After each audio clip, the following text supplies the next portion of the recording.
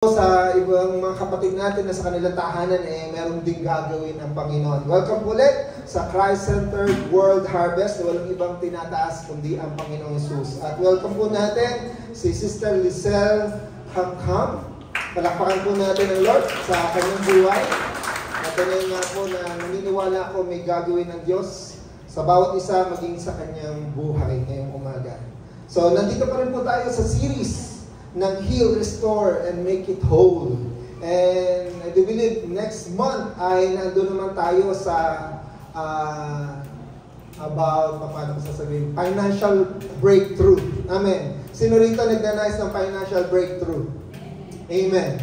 At naniniwala ako merong nais ituro at sabihin sa atin ng Panginoon sa mga susunod pang mga linggo. Amen. Kaya samahan niyo muna ako dito sa Heal, Restore, and Make It Whole.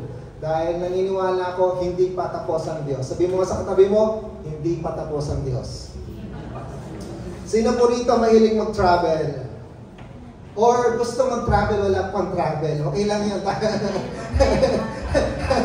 Di ba? Marami kasi, pag sinabing mahilig mag-travel, uy, gusto ko yun. Pero yung paminsan, di ba? Gusto pero wala. Pero samahan niyo po ako. Nung tinitingnan ko to, hindi ko napansin na 13 countries na pala napuntahan ko. And most of them are missions. Sa Thailand, Cambodia. Karamihan po doon, yung kumbaga lalo na yung Thailand and Cambodia, ito yung aking first time. 2025 sa YWAM. That's our cross-cultural exposure. Di ba, pag first time, nandun kinakabahan ka. Tama? Sino rito yung una, yung hindi niya malilimutan yung first out of the country?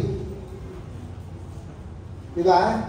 Na doon pa lang sa airport, ano yung sasabihin ko, ano yung tatanong nila sa akin, at paano kung magkamali ako ng sagot, di ba? Philippine Airport pa lang tayo, ha? Hindi pa, di ba, bago ka umalis, kailangan, ilang araw ka doon, hindi ka pa nakakaalis ng bansa, ang dami ng tanong. Lalo na yung first time makasakay sa aeroplano, na buti na lang yung panahon na ito, 2025, hindi pa uso yung mga plane crash. Diba? Na ang daming, ngayon, ilang sunod-sunod. Tama? Na parang po nakakatakot na ano.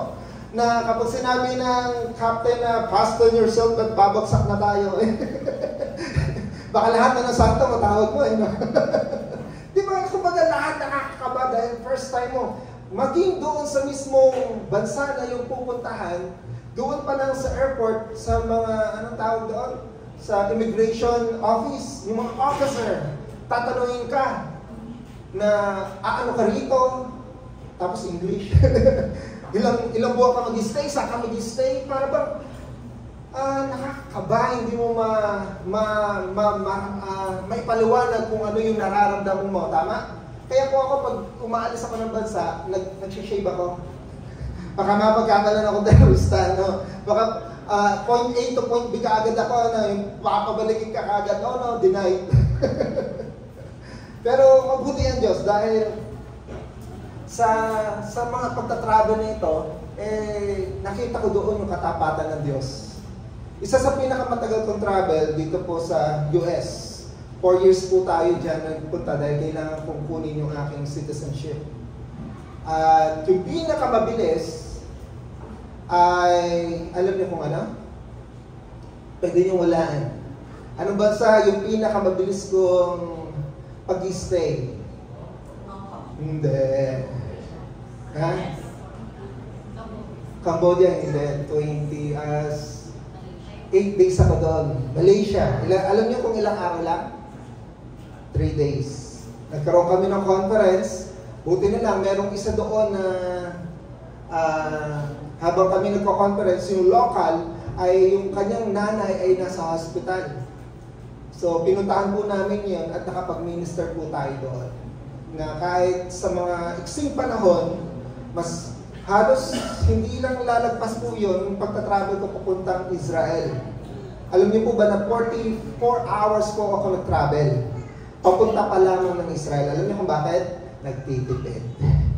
Kasi nakakita ko ng flight, 3 stopover, o bali bali, 2 stopover, pero 3 sakay. From Philippines to Korea, at hindi ko alam, akala ko parehong oras lang, hindi pala. 12 hours ako naghintay sa Korea. Akala ko stopover lang na gano'n. Pagkatapos, from Korea to Zurich. And then from Zurich, Germany, to Israel. Grabe, no? Ang tagal. So, bakit ba natin ito pinag-uusapan? Na yung buhay po natin dito is about journey. Amen. Na yung journey natin ito, hindi po yung mga napuntahan natin yung ating final destination. Napansin nyo? Na kahit anong dami ng dinala mo, kahit gaano katagal ka nag-stay, pero that's not still your final destination. Tama? Na nagtatagal ka sa isang lugar, pero hindi pa rin pala yun ang iyong huling patutunguhan. Tulad din po yan ang pag pinag-usapan ko yung pagpapagaling. Okay? That healing is a journey, not just a destination. Nakaramihan po sa atin, di ba, ninanais po natin na pagpatungkol sa pagpapagaling dahil lahat po tayo, either pagpapagaling mula sa sakit, pagpapagaling sa trauma, sa pain, di ba, ang dami natin yan. Heartbreak, o iba pa, na hindi natin talaga gusto natin, Lord, alisin mo na ako dito sa lugar na ito. Pero tandaan po natin, this is not your final destination. It's only a journey. Na madalas, yun nga po, na nagnanais tayo ng instant. Diba? Gusto natin yung mabilisan. Na, Lord, alisin mo na to. Pero hindi natin alam na doon pala sa journey na yan, merong gustong gawing pagbabago ang Diyos sa mga buhay natin. Amen. Diba? Doon sa mga journey na yan, nakakala natin, nasasabihin natin, Lord, ayoko nito eh. Pero bakit pinaparanas ito na sa atin ng Diyos? Bakit yung mga healing na gusto natin mangyari hanggang ngayon, hindi pa rin natin nararanasan? Na ito, ilang buwan na natin pinag-usapan about healing, deliverance, pero bakit until now, nandito pa rin tayo? Kasi, we still in the journey. Amen? Nandito pa rin tayo sa paglalakbay. That's not our final destination. Na ang pagpapagaling ay hindi lamang isang beses na kaganapan, ito po ay proseso. Sabi mo nga sa katabi mo, proseso pala. Amen. Na hindi lang ito sandaling tagumpay tungkol sa pag-aaral o tungkol sa paglalakad o tungkol sa mga bagay na nangyayari sa buhay natin, kung hindi ito ay pagpapahayag na still meron pa rin gustong gawin at ituro ang Diyos sa ating mga buhay. Tanda po natin ulit, ang pagpapagaling isang paglalakbay, hindi lamang isang patutunguhan. Tayo po tayo lahat, basahin po natin ang ating teksto ngayon mula sa Mark 22 hanggang 25. Katulad ng ating napagka-usapan, ako yung unang verse, kayo po yung next verse. Basahin po natin. So, Mark 8:22 to 25. Verse 22. Pagdating nila sa Bethsaida, dinala ng ilang tao kay Jesus ang isang bulag at pinakausapan nilang hipuin niya ang taong ito. 23. Hinapin niya ang bulag at dinala ito sa labas ng bayan. Tapos sa daan at tapakan ng mga nito at kanyang mga tinanong ni Jesus na may nakikita ka ba? 24. Tumingin ang lalaki at sumagot, nakakakita po ako ng mga tao. Ngunit parang isang mga punong kahoy na naglalakad. 25. Inilagay ni Jesus ang kanyang mga kamay sa mga mata ng bulag. Sa taong ito, pinigyan niya bulag. Nalibatan niyang kanin at nakakita siya ng mundo. Amen. Mari na po tayo maupo. Ang pagpapagaling isang paglalakbay, hindi lamang isang patutunguhan. Healing is a journey, not just a destination. So ano po yung mga posibleng pangyayari o mangyari sa ating paglalakbay kung kasama natin ang Panginoong Jesus? Okay? Na kung ito pala ay isang journey na hindi lamang yung pagpapagaling, maging yung ating spiritual life and growth. Diba? It's still a journey. Na hindi lamang nung tayo kumilala, okay, malusog ka na, malubo ka na bilang mananampalataya. Kung hindi, still in progress. Amen. Sa bawat buhay natin, sa ating mga ginagawa, still in progress. Pero ano ba yung mga posibleng mangyari sa ating paglalakbay kung kasama natin ang Panginoon? So titingnan po natin, katulad doon sa lalaking bulag, ano ba yung pwede nating matutunan sa kanyang buhay na ngayon nandito rin tayo para bang dumadanas ng mga sitwasyon na hindi natin kaya. Ito, kailan lang. Grabe, ano? Pero salamat sa Panginoon kahit na tayo binagyo, di katulad ng iba, ilan na yung mga natatalang patay, di ba? Especially mga batang maliliit na naaanod sa ilog. Tama? Na grabe yung mga sitwasyon. Okay lang na masira ang bahay, pero yung mawala, yung mahal mo sa buhay, para bang napakahirap damhin at kumbaga, lalo na kung ikaw yung kasama noon, di ba? Para bang sinisisi mo yung sarili araw-araw. So tingnan po natin, ano yung posible na mangyayari kung ating kasama ang Panginoon sa journey na ito. Number 1, Jesus will take you to an unfamiliar place. Dadalhin daw tayo ni Jesus sa mga di pamilyar na lugar. Sabi po ng text sa atin, dito po sa Mark 8:23, inakay niya ang bulag at dinala ito sa labas ng bayan. Na doon sa pagkakataon na yun, healing often requires separation from distraction. Tama? Alam niyo po ba, ayon sa pag-aaral, ay itong mga taong taga Bethsaida, noong dinala yung bulag sa Panginoong Hesus, hindi daw ito concern patungkol sa kagalingan ng bulag. Kumbaga, yung mga taong nag-akay doon sa bulag, tungo kay Jesus, gusto lamang nila makakita ng miracle ng pagpapagaling ni Jesus. Okay? Na dahil doon, ay hindi talaga sila concerned sa kalalagayan ng bulag nito. Okay? Kaya nga, inalis ni Jesus yung bulag mula sa karamihan. Nakukuha niyo? Na marahil din, yung bulag, dahil nga wala siyang kaalam-alam. Tama? Marahil, hindi ko sasabihin ito talaga, marahil, hindi niya rin kilala si Jesus noong time na yon. At masasabi natin, wala siyang interest. Kumbaga, nasanay na siya doon sa everyday, he might be a beggar, or nasa bahay. Usually, lalo nung panahon noon, di ba? Na if you are disabled, wala kang papel sa lipunan. Anong gagawin mo? Either taong bahay, hirap magbantay ng bahay. May nananakaw na pala, hindi mo pa rin alam. Or a beggar. Tama? So karamihan doon, to survive, kailangan mo mamalimos. At dito, yung lalaki na ito,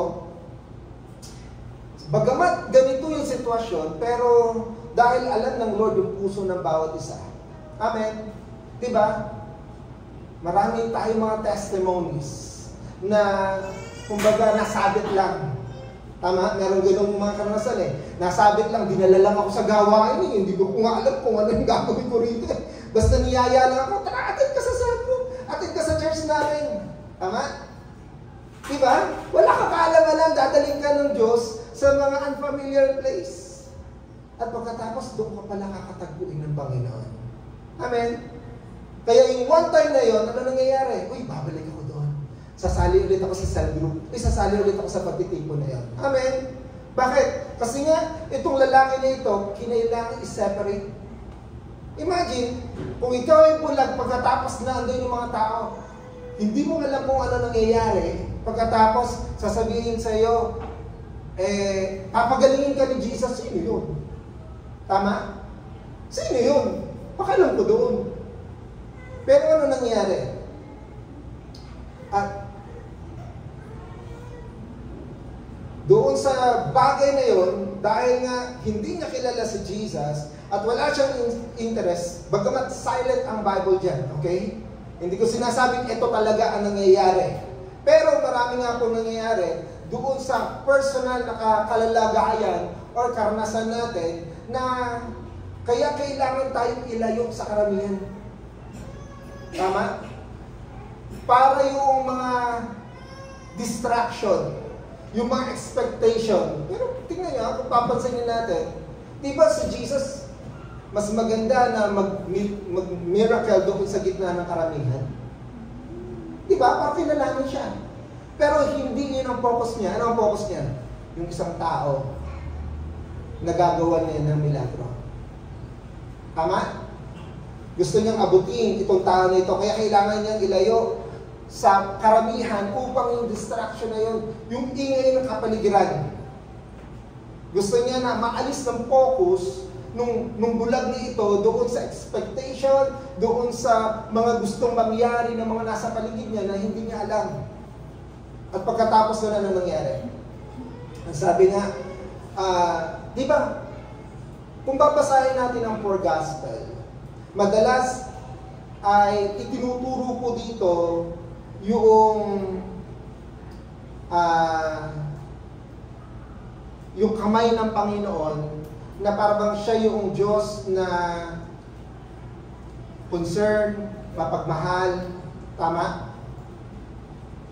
Sa ating pagbabasa ng Biblia, mababasa po natin doon na ang Diyos ay puno ng sympathy, compassion. Okay? Doon sa pagkakataon ito, yung taong bulag, diba hindi naman niya makikita kung ano yung reaksyon o yung itsura ni Jesus. At madalas tayo tumitingin sa itsura. Diba? Ito bang tao na ito ay kating-katiwala? Or maamo ba to? Hindi ka basta-basta sasama kung kanino. Tama? Lalo ngayon, ang daming scam. Ang daming manloloko. Pero pansinin ninyo, nung akayin ni Jesus, itong tao na ito, sumama siya. Bakit? Kasi nung hinawakan ni Jesus, yung kamay, sabi nga doon, inakay ni Jesus eh. Tama? Hindi siya bumase sa kanyang makikita dahil wala siyang makikita, pero bumase siya doon sa kanyang pakiramdam. Na yung kamay ni Jesus, yung kamay na umahawak sa kanya, nandoon yung masasabi nating maamo, di ba? Bagamat sabihin natin puro kalyo dahil sinasabi nga ng Biblia, siya is a carpenter. Pero nandoon yung concern, nandoon yung pagmamalasakit, na nung inawakan siya ni Jesus, naramdaman ng bulag. Di ba madalas, dahil nga sa senses lang sila aasa eh, pwede niyang bitawan kaagad eh. Pagkatapos saan po siya dinala? Sa labas ng bayan. Yung parang kung ikaw nag-expect ng kagalingan, Lord, bakit kailangan mo pa akong ilayo? Gusto ko ora mismo. Diba? Kung gusto natin ng kagalingan o himala ng Diyos, di ba kadalasan sinasabi natin, Lord, gusto ko kang maranasan ka ngayon. Ayaw ko ng proseso. Ayaw ko ng matagalan. Hindi natin alam, hinahanap ko nga, gaano kalayo yung Bethsaida patungo doon sa labas ng bayan. Na hinayaan niya na dalhin siya ng Panginoon, na akayin siya ng Panginoon sa lugar na hindi niya alam. Amen. Na di ba kung ikaw ay bulag, hindi ka naman maggagala eh. Gusto mo doon sa familiar place. Dahil alam mo, sa yung apat na sulok ng bahay niyo, tiyak, kinabisan niyo yan. Tama? At tayo ganoon din. Gusto natin yung comfortable tayo. Right? Gusto natin yung, alam natin yung lugar na ating kinabibilangan. At once na lumayo ka sa isang lugar na uncomfortable, na unfamiliar, tiyak, lahat magbabago. Amen? Di ba? Hindi madali yung mapunta sa lugar na ito, ang dami rito, first time nakapunta o natulog sa evacuation center. Ano, sarap ba? Hindi kami natulog, pastor. Bakit? Wala namang higaan. Di ba? Ito yung lugar na titingnan mo pa yung mga gamit mo, baka manakaw. Right? O hindi mo alam, maghihilik yung katabi, or maiingay, magugulo. Komportable ka ba? Hindi. Lalo na pag pinag-usapan natin ang mission. Actually, this coming August 13, magkakaroon po tayo ng mission awareness. Again, meron po tayong bisita. I-air ko na ngayon. Para sabihin sa atin from 6 p.m. to 9 p.m. this coming August 13. Instead of prayer meeting and mentoring natin, Meron po tayong kaibigan ngayon, kapartner, yung tito ni Brother Mel and their group will come to us and they will hold a mini conference or mini seminar about mission and the signs of end days, kung bakit natin ito gagawin. Okay? So we invited you to come and please join us. Mga taga-Rizal, pero more on ang focus nila about doon sa mga Muslim nating mga kapatid. Kasi nga, sila yung mga unreached. Diba? Sila yung biin ang makarinig ng salita ng Diyos. So bukod sa 1040 windows sa Ecuador, diba? Yung 1040 windows sa globe, karamihan po doon ay mga Muslim. At gusto ng Lord na i-share yung salita ng Diyos. And kapag pinag-usapan niya, diba? Most of the time, those places, unfamiliar para sa atin at mahirap. Diba? Na di katulad dito, we are a Christian nation. Si Brad, nakapunta ka na sa Muslim world, Muslim country. Hindi mo magagawa yung dati mong ginagawa. Hindi ko pwede magdala ng Biblia, hindi tayo pwede mag-gathering ng ganito. Dahil hindi lang binubugbog, kinukulong iba, pinupugutan pa ng ulo. Madali? Hindi. Pero why the Lord let us to experience those things? May tinuturo ang Diyos. At madalas, ito pa nga po, doon natin makikita na nakakalimutan po natin kung ang Diyos ang nag-akay sa atin, ibig sabihin, kasama natin ang Diyos. Amen. Na sa ating journey, kung tayo inaakay ng Panginoon, sino may hawak sa iyo? Tama? Kaya yung lalaking bulag, sumabay. Sabi mo sa katabi mo, sumabay ka na. Amen. Bagamat dadalhin tayo ng Diyos doon sa mga unfamiliar world or places, naniniwala ako na itong journey na ito, sa karamdaman, sa mga pagsubok, huwag mo natin kalilimutan na akay-akay ka ng Panginoon. Amen? Kaya nga po yung kamay ni Jesus ang may hawak sa iyo. Okay? Sabihin mo sa katabi mo, hindi ka nag-iisa. Kaya na tama-tama yung kapit-tangan no? Yung, alam niyo yung history ng kapit-tangan, di ba? The same thing, di ba? Yung nagbumabaha, sabi niya, kapit-tangan! Kaya hindi siya nalayo. At usually ganito ang gusto na mangyari sa atin ng Panginoon. In our journey in life, siguraduhin po natin nakakapit-tangan tayo. Amen. Dahil naniniwala tayo, ang kamay ng Diyos ay kasama natin. Okay? Hindi lamang po yan na hindi lang dadalhin ka sa unfamiliar place, kung hindi mararanasan mo rin yung unexpected ways. Sabi nga po natin, unexpected ways. And gising na po ba tayo? Sino pa rin dito yung puyat? Hindi nakatulog kagabi dahil umuulan na naman. Unexpected ways. Jesus will perform unexpected ways. Sino po rito gustong gumaling? Itaas ang kamay. Titingnan mo lang. Sino rito gusto ng miracle? Raise your hands.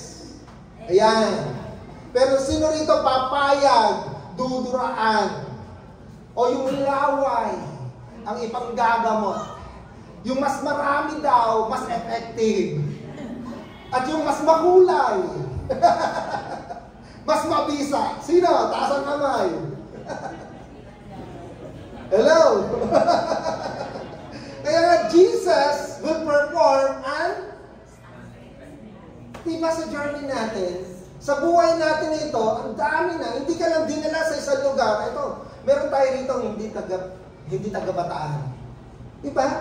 Dinala ka rito ng Panginoon. O dadalhin ka sa ibang lugar, sa ibang bansa na mayroong plano ang Diyos. At pagkatapos, He will perform unexpected ways. Na nung inaka yung bulag, ang sabi rito ay matapos duran. Okay? Dinuraan yung mata. Okay? O sino rito? Lapit. Lalo na hindi daw nag-toothbrush, mas effective. Pwede pa may mag-interpret ka lang sa likod. So, pansinin po natin, nung inakay daw po siya, inilabas ng bayan, at pagkatapos ano daw ginawa? He spit doon sa kanyang mga mata, at pagkatapos, tinulong. Okay? Chinek ko po, ni-research ko about saliva. Okay? Sabi dito, saliva plays a significant role. Okay? Kadiri in wound healing, particularly in oral cavity, due to the presence of various proteins and growth factors. Those components promote tissue regeneration. Diba? Tissue regeneration, reduce inflammation, and accelerate wound closure. That our saliva, lalo na sa meeting o sa kita niyo yung mga aso, hindi niyo napansin? Diba? Yung mga aso, pusa, wala namang gamot dyan eh. Pero ano kanilang ginagawa sa sugat nila? Diba yung kadiri? Hindi eh. Kasi pala, that contains regeneration, promotes tissue regeneration, reduce inflammation, and then, meron pa ng bisa. Hindi lang yan. Sabi pa nga rito, saliva contains a variety substance that contribute to wound healing. Ito daw ay rich in, epidermal growth factor. So, hindi ko lang alam epidermal, pero more on sa loob, which stimulates proliferation of epithelial cell, crucial for skin and oral tissue repair. Kaya more on talagang nagre-repair. Okay? Kung merong kagalingan, kaya sino dito ang gustong unang makaranas? Nag-trust kung ako. Hindi eh. Pero alam niyo po ba, di ba ang galing pala ng laway natin? Para bang bisa yung laway natin. Pero, nag-iisip ako kung meron pang ibang dahilan. Okay? Bakit ganun? Pansinin niyo po yung numbers. Bilang 12, 14. Ang sabi ng numbers, ngunit ang sagot ni Yahweh, kung siya'y duraan ng kanyang ama, hindi ba siya magtatago ng 7 araw dahil sa kahihiyan? Hayaan siya ng 7 araw saan? Hindi ba parang may relation? Maging doon sa Deuteronomy, na ang pagdudura, di ba sa atin, kaya kayo spit, dinidegrade ka, or isa daw itong matinding insulto. At pagkatapos, 7 araw siyang lalabas sa kampo. Bagamat, silent na naman ang Biblia, okay? Silent ang Biblia patungkol dyan, hindi ho tayo. Pinapakita lang natin, baka meron pa rin ibig sabihin kung bakit dinurahan ni Jesus yung lalaking ito, okay? Bagamat ito hindi maliwanag, pero merong ipinapakita at itinuturo ang Panginoon. Una, maaaring meron isang bagay na hindi pangkaraniwan tungkol sa pagkabulag ng taong ito, kung bakit ito nangyari. Okay? Diba? Napag-usapan natin about seeing sa mga nangyayari sa buhay natin, mahilig mag-video, nag-church, meron nag-video, naglalaro, diba? Hindi natin alam. Baka napasma yung mata sa kakaboso. Diba? Pero merong isang karumal-dumal. Para bang nakakadiring ginawa itong tao? Possible o hindi natin alam? Kung bakit yung eksena doon sa bilang ay ginawa niya ulit dito sa Bethsaida. Tama? So, speculation lang po natin. Pangalawa, ginamit ni Jesus yung pagdura sa bulag bilang pagkakataon upang magturo sa kanyang mga alagad, sa mismong bulag at sa bawat isa sa atin. Amen. Na doon sa kanyang ginawa, meron siyang tinuturo. Ano kaya yun? Pasinin po natin, Jesus healed blind man using variety of approaches. Kung babasahin niyo po yung 4 gospel, ang dami niyang pinagaling ng mga bulag. At doon sa kanyang pagpapagaling sa mga bulag, ay iba't iba yung pamamaraan na kanyang ginagawa. Okay, puntaan natin ito. Yung 2 blind men ay na-heal sa simple touch lang. Walang dura ang naganap. Okay? Basta yun po, gumaling. Alright? Sa Matthew, ano yun na lang. Yung isa namang bulag and mute. Basta na lamang gumaling. Okay? Yung pangatlo, 2 blind men na naman. Pero, yun na naman, hinipo yung kanilang mga mata. Hindi lang yan. Pang-apat, doon sa text natin, ano kanyang ginawa? Dumura at hinipo at inulit na naman. Okay? And then, si Bartimaeus, ano kanyang ginawa? Sinabi niya lang, gumaling ka. Lord, sana gano'n na lang eh. Wala nang duraan. Diba?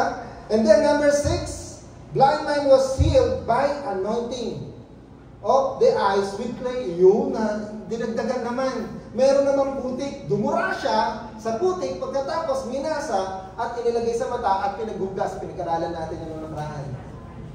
Napansin niyo? So, ang Lord, huwag mo sabihin, Lord, ito lang ang gusto kong mangyari. May mga bagay na ginagawa ang Diyos sa atin. Sa journey natin ito, may mararanasan tayo na gagawa ang Diyos ng mga unexpected ways. Huwag mong ikahon ng Diyos. Amen. Na Lord, ito lang ang dapat mong gawin sa buhay ko. Ito lang gusto kong mangyari.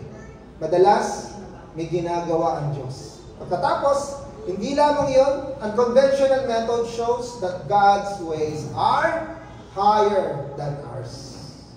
Iniisip natin, ito yung mas maganda para sa akin, Lord. Pero tandaan po natin, may mas magandang gagawin ng Diyos sa iyo. Amen. Dapat ito kasi makilala natin. Dapat yung maging matandaan natin para hindi tayo magduda sa Diyos. Na meron siyang mas magandang plano. Kasi kapag hindi natin kilala ang Diyos na may maganda siyang plano sa atin, sasabihin natin lahat ng nangyayari sa atin pangit. Yung mga bagay na hindi nangyayari sa buhay natin. Halimbawa, ang pangarap mo ito, pagkatapos along the way, sa journey ng pananampalataya mo, hindi nangyayari. Pero dahil kilala mo ang Diyos, dahil alam mo na mayroon siyang mas higit na magagawa, madali mong ipagkatiwala sa Panginoon ang anumang nangyayari sa iyo. Amen? Lalo na sa mga estudyante, ito yung mga crucial eh. Yung mga kabataan, ito yung building stage eh. Kung paano ka magtitiwala sa Diyos, kung paano mo sasabihin na, Lord, ito yung gusto kong maganap. Ano sabi ng Isaiah? Isaiah 55 verse 8 and 9, sabi ni Yahweh, ang aking kaisipay, hindi ninyo kaisipan. Ang inyong kaparaanan ay hindi ko kaparaanan. Kung paano ang langit ay mas mataas kaysa sa lupa, ang aking kaparaanan ay higit. Sabihin nga natin, higit ang kaparaanan ng Diyos. So, higit kaysa sa inyong kaparaanan at ang aking kaisipan ay hindi maabot ng inyong kaisipan. Kaya madalas nakikipag-struggle tayo sa Panginoon eh. Kasi meron pala siyang mas magandang plano, pero dahil ito yung plano mo, amen, diba? Along the journey, meron parang pagbabago o sitwasyon na parang hindi nag-fit sa'yo. Tama? Pero kung maunawaan natin na, wow, grabe pala, merong higit na mas magandang kaparaanan ng Diyos, kanino ka susunod? Diba? Kanino ka magpa-participate? Na kung malalaman mo, alam mo na kaya pala, meron palang mas magandang plano ang Diyos sa'yo.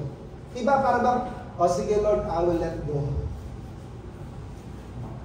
Dahil alam ko may magagawa ka. Tandaan po natin, mas alam ng Lord ang kanyang ginagawa. Amen.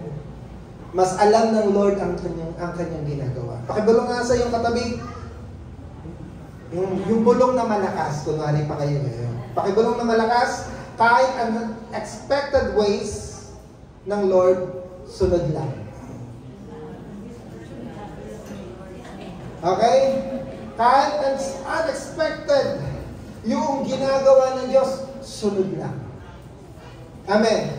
Kung gusto mo makita yung miracle ng Lord, kahit laway yan, tanggapin mo.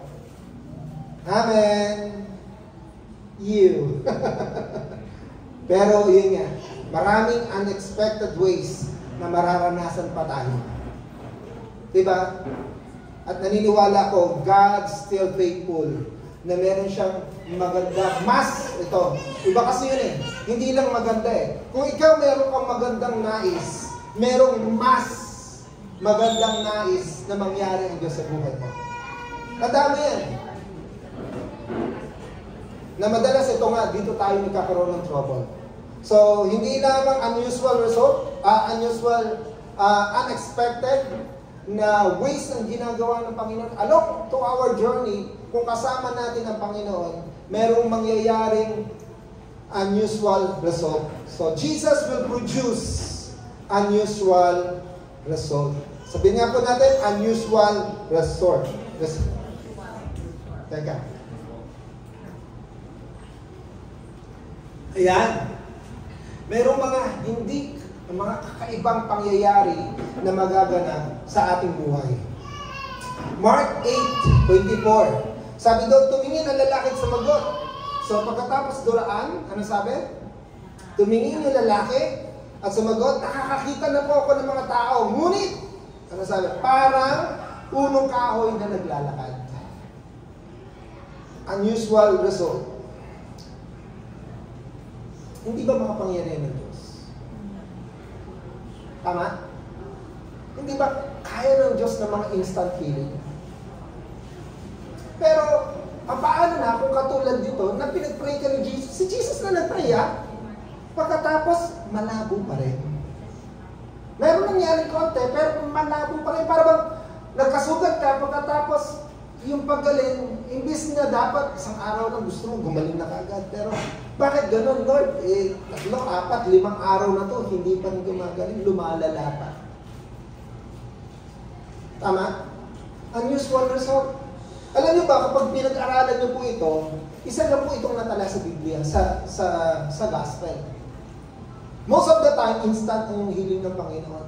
Most of the time, kumbaga, process nga, pero hindi yung gradual na ganito. Ito lang yung makikita natin na para bang unti-unti. Kasi doon sa last time na pinag-aralan natin, yung tinuro ko, yung naglagay ng putik, at least naghugas, matagal, pero hindi yung malabo, pagkatapos pinag-pray ulit ni Jesus. Nakita niya? Kaya nga po ito yung unusual result na nangyayari. Na para bang, kapag naranasan natin na konti lang yung nangyari, doon sa expectation natin, titigil na ba tayo? Magwo-walk out na ba tayo? Lord, akala ko ba makapangyarihan ka? Akala ko ba tutulungan mo ko? Pero bakit ganito nangyari? Parang walang nangyayari. Tama? Hindi po siya nag-walk out. Amen. Hindi siya tumigil doon. Tama? Na bagamat para bang sasabihin na natin na ito yung sitwasyon, susuko ka na ba? Titigil ka na ba? Pero hindi. Nagpatuloy siya sa pagsunod. Bakit? Healing involves trusting God's timing. Amen? Healing involves trusting God's timing. Kung sinasabi natin may paraan ng Diyos, may mas magandang plano ang Diyos, tiyak may timing ang Diyos. Tama? Diba? Merong timing ang Diyos. Na paminsan, dito tayo hirap na hirap din. Sumabay sa timing ng Panginoon. Gusto kasi natin yung oras natin. Yung timing lang natin. Yung paraan natin na, Lord, gusto ko at the age of 21, may pamilya na ako. Gusto ko at the age of 40, retired na ako. Yung mga ganyan, di ba? O gusto ko, Lord, yung sakit ko, mawala ka agad. Pero ito nga nakakatawa. Ang sabi ng Isaiah, but they that wait upon the Lord shall renew their strength. Ulitin ko, but they that wait.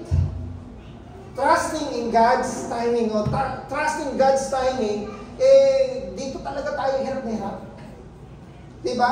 Maghintay sa sagot ng Lord. O magtiwala sa timing ng Lord. Gusto natin asap, ora mismo. Instant, right now. Right? Na kapag humingi tayo sa Panginoon, para bang gusto natin yung nagmamadali ang Diyos na sundin tayo. Hello? Aray. May tama ba? Tinamaan ba? Ibig sabihin pala, kapag yung gusto mo mangyari, ibig sabihin pala, hindi tayo natitiwala sa timing nito. Ang sabi, but they that wait upon the Lord. Pakitanong mo nga yung katabi. Gusto mo bang lumakas?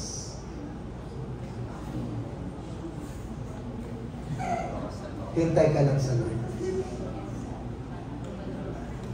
Hintay ka lang sa Lord. Huwag ka maghintay ng healing. Amen? Huwag ka maghintay ng blessing. Kapag naghintay ka sa healing, kapag naghintay ka sa blessing, lalo kang mapapagod. Lalo ka may stress. Hello? Lalo kang mag-worry. Anong sabi? They that wait upon the Lord. Hindi they that wait upon the result. O the answer. Yun ang gusto natin eh. Or the blessings. Kaya ang daming disappointed sa buhay kasi hindi sa Lord naghihintay. Sa bunga. Amen. Eh, hindi naman naandoon yung solusyon. Amen. Hindi naandoon yung sagot. Maghintay ka doon sa nagbibigay ng sagot. Maghintay ka doon sa nagpapagaling. Maghintay ka doon sa nagbibigay. Hindi doon sa bigay, hindi doon sa healing, hindi doon sa result. Amen. Hindi doon sa nais mo. Amen. Naalala ko si Sarah. Si Sarah po ay may sakit. Ano ang kanyang sakit? Pagkabaon. Imagine, kung uso na yung test pack, pregnancy test pack, eh baka isang bulto ng test pack yung kanyang nakolekta. Bakit? Kasi ilang taon si Sarah nung nagkaroon ng anak? 90 years old. Usually sa kanila, hindi rin nagbabago yung age ng marriage. Most of the time, kaya ngayon iba 16 ano na yung sa pagkakasal. Pero usually nga yun, mga 20 hanggang 25, matanda na sa kanila yung 25 eh. So imagine, sabihin na natin 25 years old nag-asawa si Sarah kay Abraham. So ibig sabihin, from 25 to 90, ibig sabihin 65 years. Hinihintay. Tama? Ang 65 years ba, matagal o mabilis? Kasi di ba madalas tinitingnan lang natin yung 25 years na pangako. Tama? Dahil nga doon lang siya pinangakuan eh. Pero hindi natin alam bakit tayo nagpapamilya. Di ba madalas to create our family? Madalas. Bagamat hindi lahat ganon. Subalit, di ba merong kalungkutan sa atin na, 10 years na kami mag-asawa, wala pa rin kami anak. Di ba? Ang hirap ng ganong journey. Kung hindi mo alam na, I have a better plan for you, sabi ng Lord. Diba?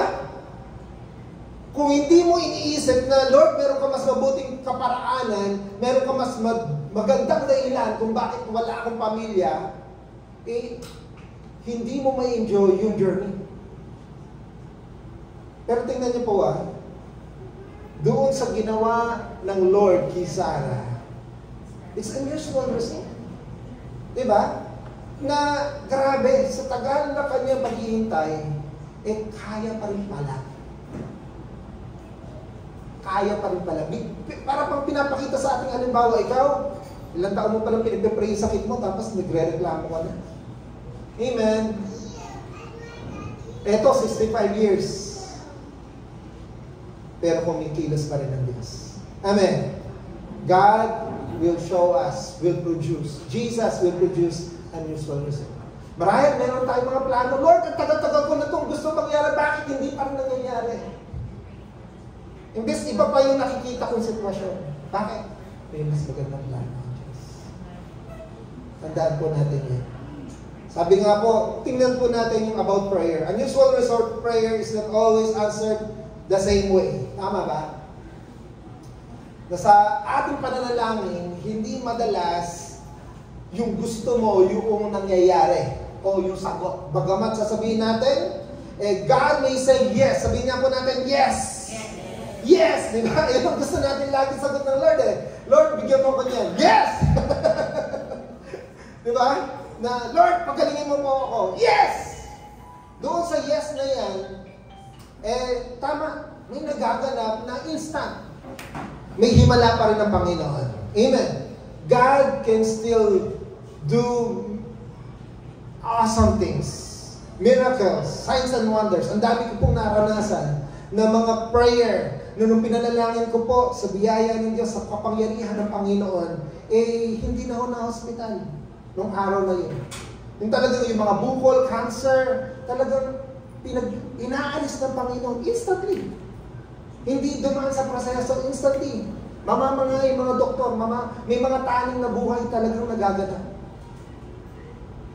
Instantly, kaya mag-himala at magpagaling ng Panginoon kung kanyang gugustuhin. Amen. He can say yes. He answered immediately. Pero hindi ho dyan nagtatapos. May pangalawa. Ano yung pangalawa? God may say yes, but wait a while. Sabi mo nga po, wait a while. Ito na naman, di ba? Huwag mo natin kalilimutan na minsan kailangan mo natin maghintay. Bagamat nag-yes ang Panginoon, bagamat sumagot ang Diyos sa panalangin natin, kailangan mo pa rin maghintay. At huwag po tayong maghinaan ng loob. Bakit? Tandaan po natin, delayed healing is not denied healing. Amen? Delayed healing is not a denied healing. Madalas gusto kasi natin kontrolin, tama? Gusto natin, alamin natin yung timing ng Panginoon. Alamin natin, ano ba yung gusto mangyari sa atin? Ano ba yung pinoprocess ng Lord sa atin? Di ba last time, pinag-usapan din natin yan, na yung process, merong inaayos pa, higit kaysa doon sa mga panlabas, higit doon sa mga sakit na gusto mangyari sa atin ng Panginoon. May nire-repair ang Lord sa atin. May tinuturo ang Panginoon sa atin. At hindi lamang yes and wait for a while, ito pa. Yes, but not in the way you expect. Yun. Nag-yes ang Lord to your prayer, but it's not the way you expect. Na sabihin na natin, kaya ang hirap tanggapin eh. Kasi nga, ito yung mga gusto nating mangyari. Yung mga, kapag gumalaw na ang Diyos doon sa unexpected ways, hirap na hirap po tayo. Naalala ko, alam niyo po ba, noong 2022 ng July 2018, ano pong bagyo yan? July 22, Sunday din o yun. 7 years ago.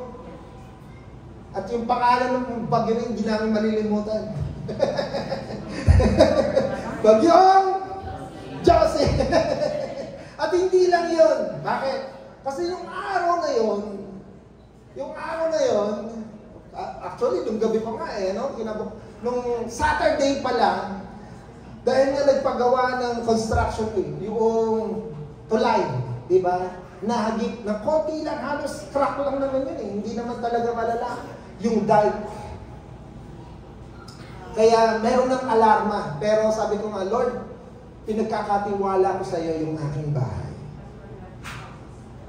Pero alam niyo, gaano kalayo? Ito yung bahay ko, nandun yung dike. So, para bang huy. Pero, aattend na kami noon. Nandito na sila papa, nauli lang kami nila mama, buti na lang. Bakit? Kasi unti-unti, nauka. Hanggang yung bahay ko, nakatayo pa rin, pero wala nang laman ng ilalim. Pinag-pray ko yun. Sabi ng Lord, yes. Di ba parang sarap?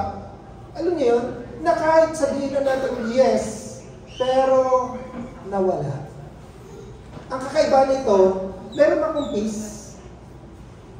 Meron akong peace na hindi katulad dati. Kung pabiliin nyo, alam niyo po ba yung laman ng bahay na yun?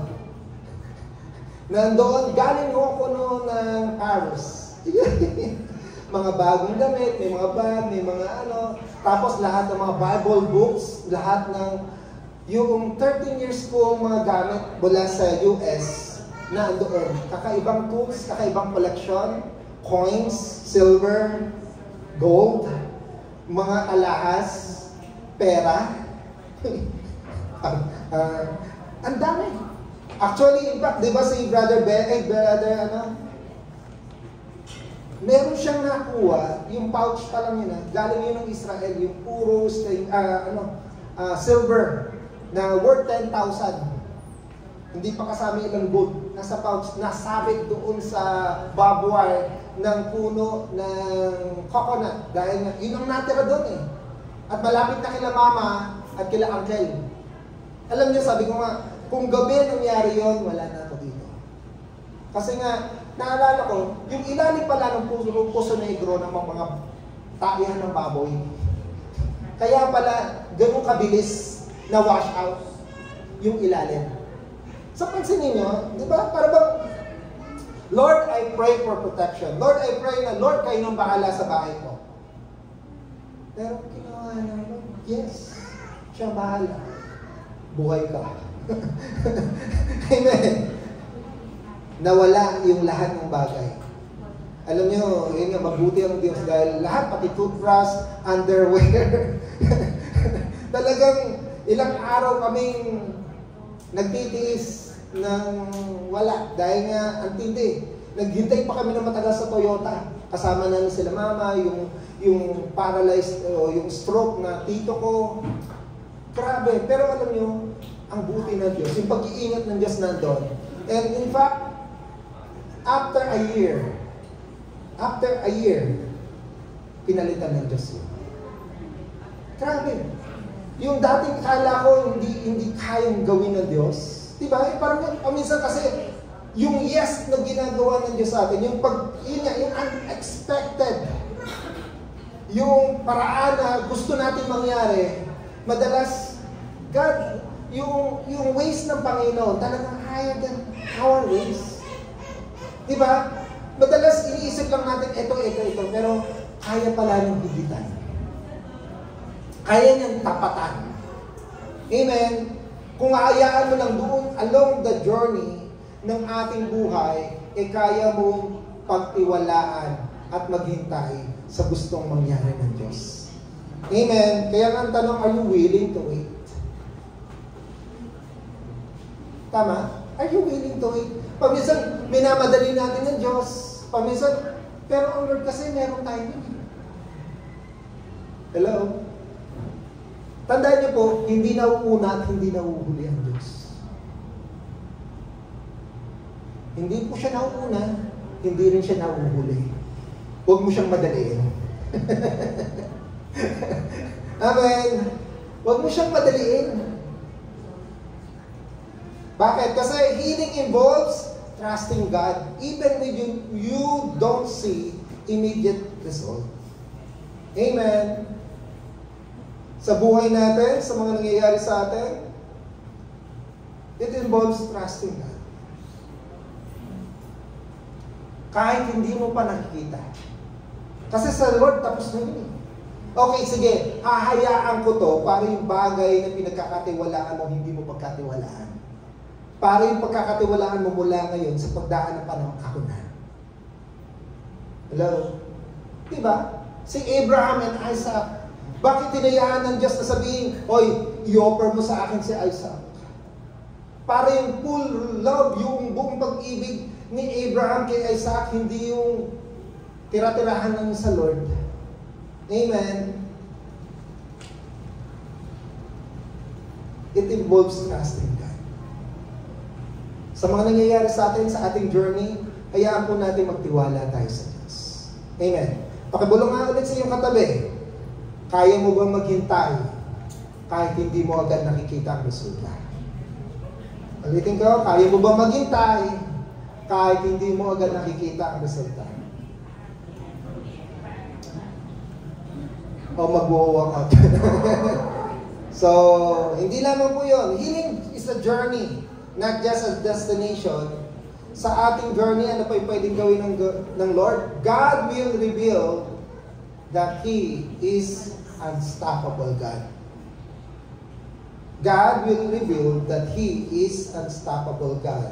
Ano sabi? Muling inilagay ni Jesus ang kanyang mga kamay sa mata ng bulag. Sa pagkakataong ito, tumingin mabuti ang bulag na nambalik ang kanyang paningin at nakakita siya ng malinaw.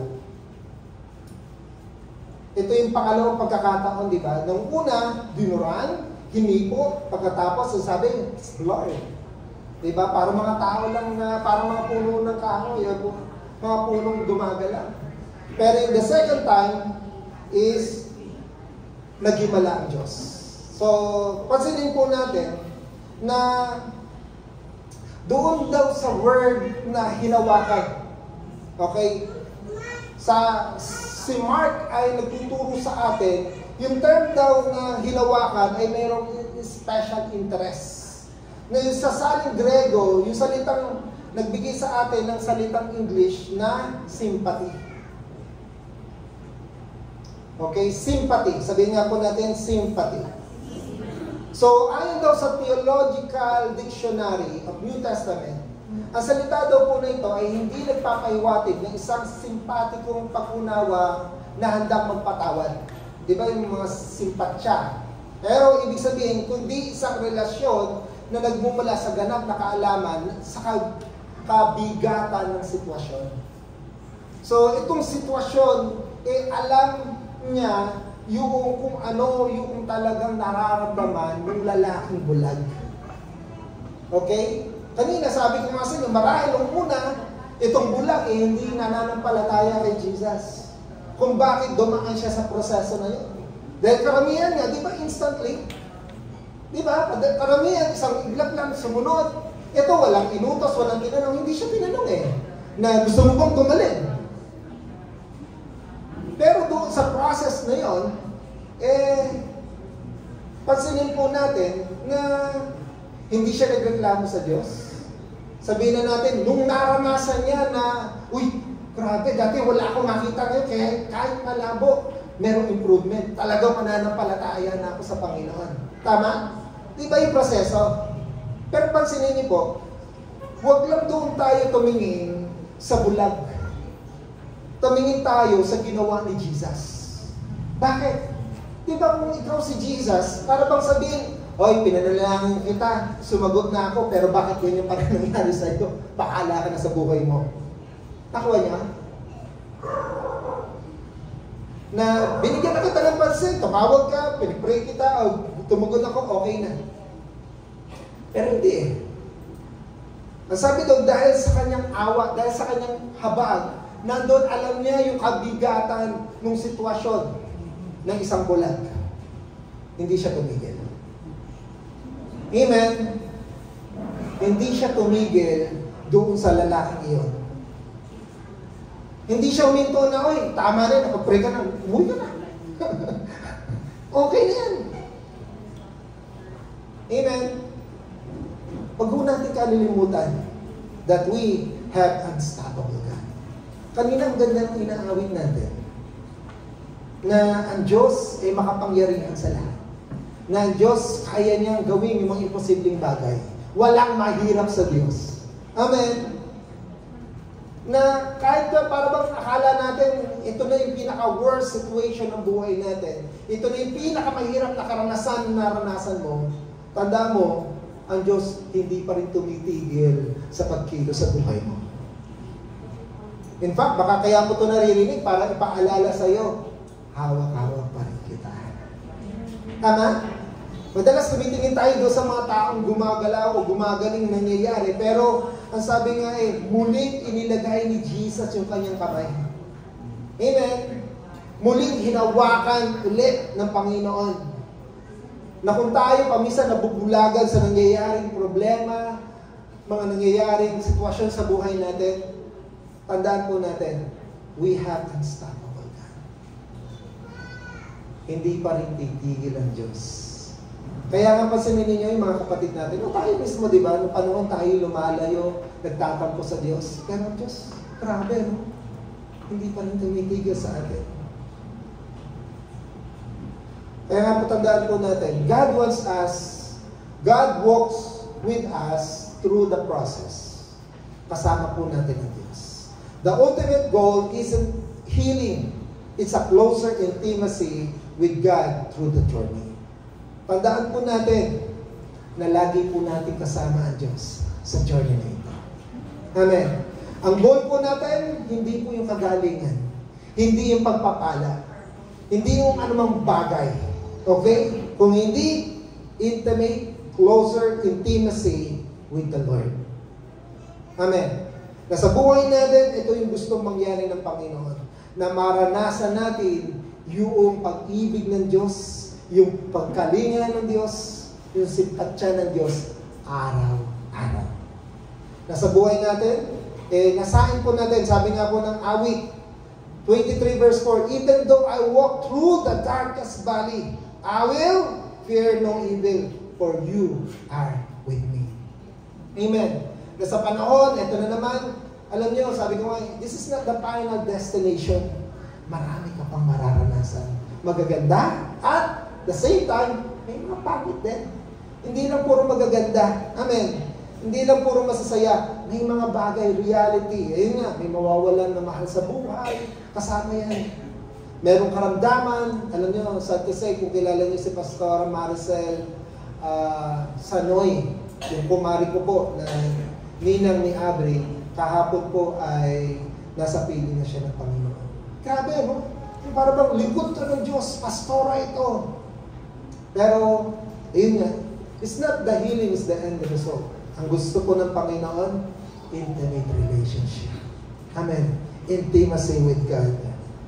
Tandaan po natin na sa ating journey sa buhay na ito, nais ng Panginoon na alalahanin natin. Healing is a journey, not the final destination. Kung tayo po sa ating paglakad, tandaan po natin, dumaan man tayo doon sa mga unfamiliar place, hawak ng Diyos ang iyong mga kamay. Gagawa siya ng unexpected ways, pero hayaan mo lang kumilos siya. And then, unusual result, na sa kabila na hindi mo kayang maipaliwanag, huwag mo nang intindihin. Huwag mo nang kaisipin. Ang isipin mo na lang, may mas magandang plano ang Diyos sa akin, kaya nangyayari ito. And lastly, huwag mo rin kalilimutan na ang Diyos ay unstoppable. Na si Jesus, hindi siya titigil. Amen. Para abutin ka, para kumalaw, kumilos sa iyong mga buhay. Tumayo po tayong lahat. Pwede po ba natin awitin yung kanina na walang mahirap sa Diyos? At kung ano man yung sitwasyon mo ngayon, naniniwala ako, God wants to remind us sa mga bagay na ito. Hayaan mo na sa oras na ito ay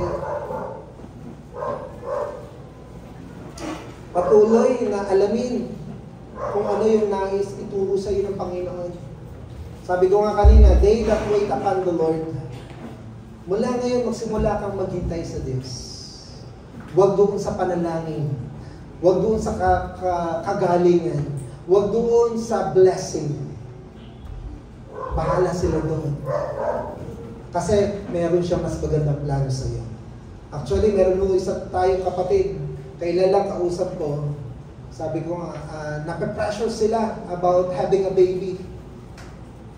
Pero sabi ko, hayaan mo lang. Enjoy mo lang yung relationship niyo bilang mag-asawa. Bahala ang Diyos. Alam niyo po ba, kagabi, nag-chat po sa akin, Pastor! Hindi ko to talaga kumbaga, ayaw ko nang patagalin.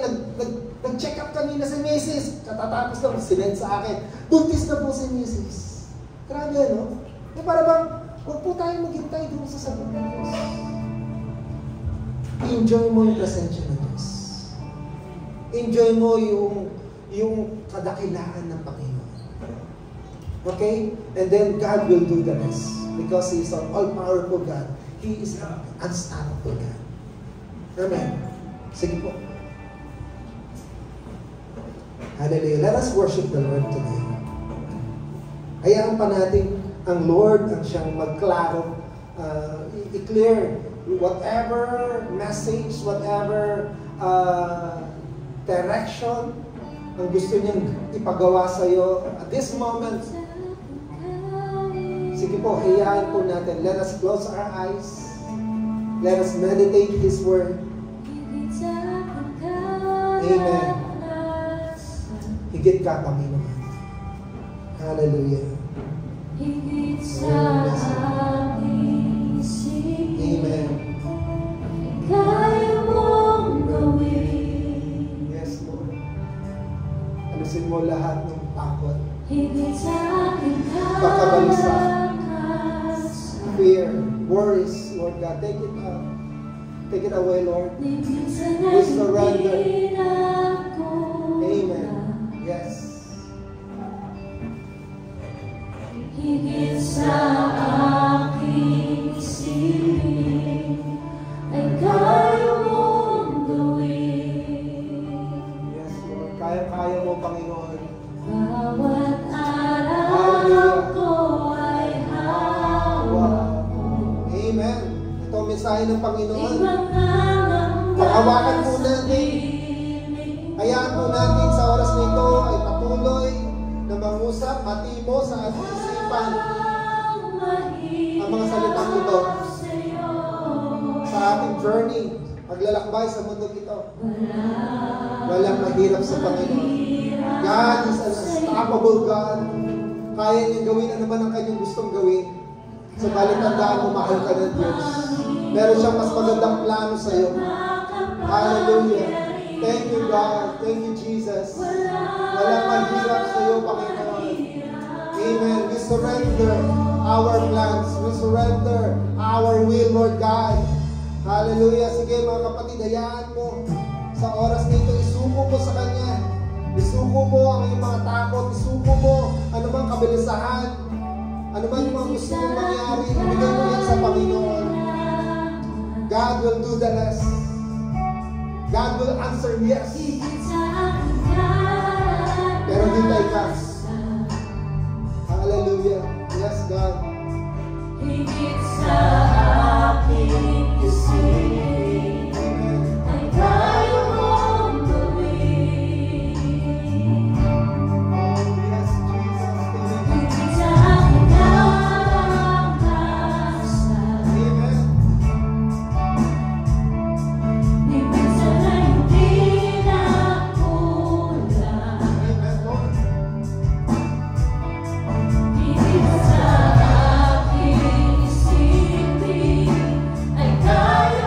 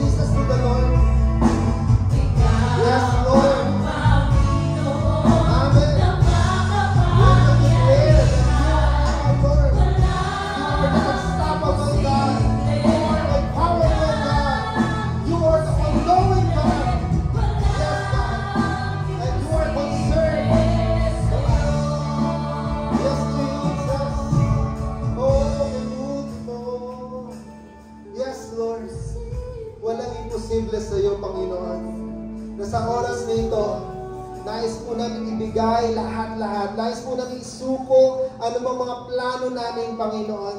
Lord, mula ngayon, naisin po namin ang iyong dakilang plano, ang iyong naisin, Panginoon, as we walk, Lord God, as we do the journey, Lord Jesus, sa buhay na ito, Panginoon. Dalayan nga po namin na magsimula kami magtiwala sa iyo. Na sa mga oras na ito, anuman, saan man mo kami dalhin, anumang sitwasyon ng aming buhay, meron kami, Panginoon, bagamat hindi namin ito gusto, hindi kami komportable. Lord, unti-unti kami magtitiwala sa iyo. Nais po namin ilagak anumang karamdaman, problema na mayroon kami. Mula ngayon, sa iyo po kami titingin. Mula po ngayon, sa iyo po kami maghihintay, Panginoon, sa perfect timing mo.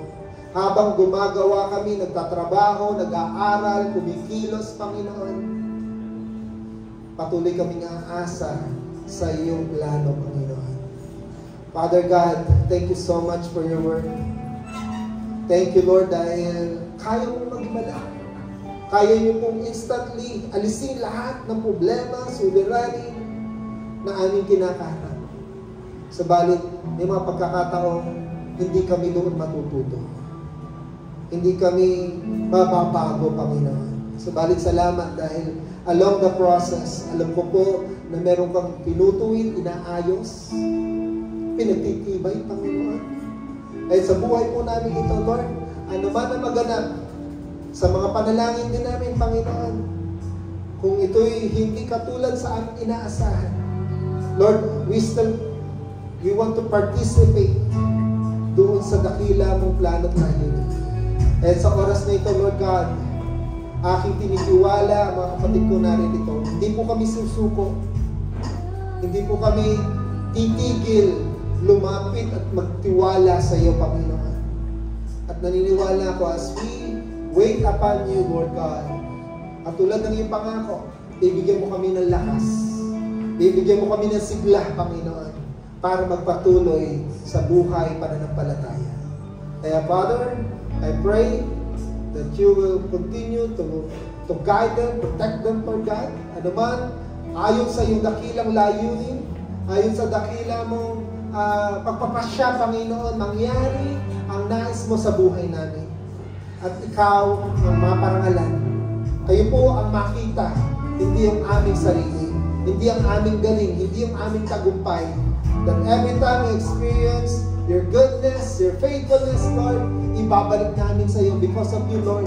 Dahil ang Diyos ang siya tumulong, dahil ang Diyos ang siya nagpala, dahil ang Diyos ang nagpagaling. Kaya namin nararanasan ito.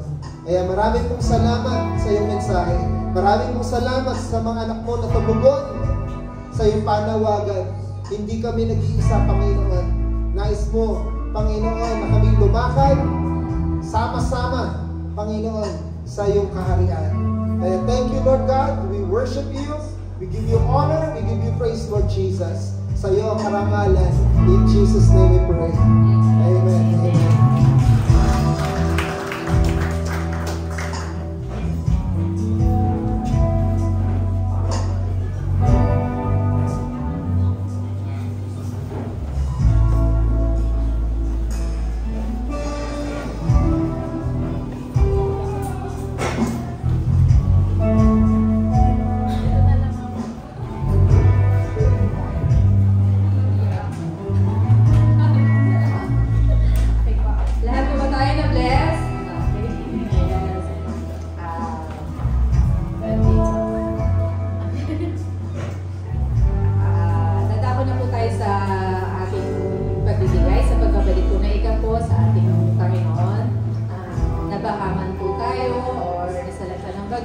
Patuloy pa rin po tayo i-bless ng God. Ibabalik niya po sa atin ang siksik, liglig at umaapa. Let's pray po. Lord, maraming salamat sa blessing na pinagkaloob niyo po sa amin sa araw-araw.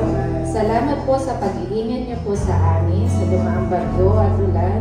At naway patuloy niyo po kong gabayan sa araw-araw. At salamat po sa pag-iingat niyo po sa amin. Patawarin niyo po kami sa mga nagawa ng mga pagkakasala. At narito po ang aming alay. Ibabalik po namin po sa inyo ang ikapo ng aming mga kinita po sa buong linggo po ito. Maraming salamat po sa inyo. In Jesus' name we pray. Amen.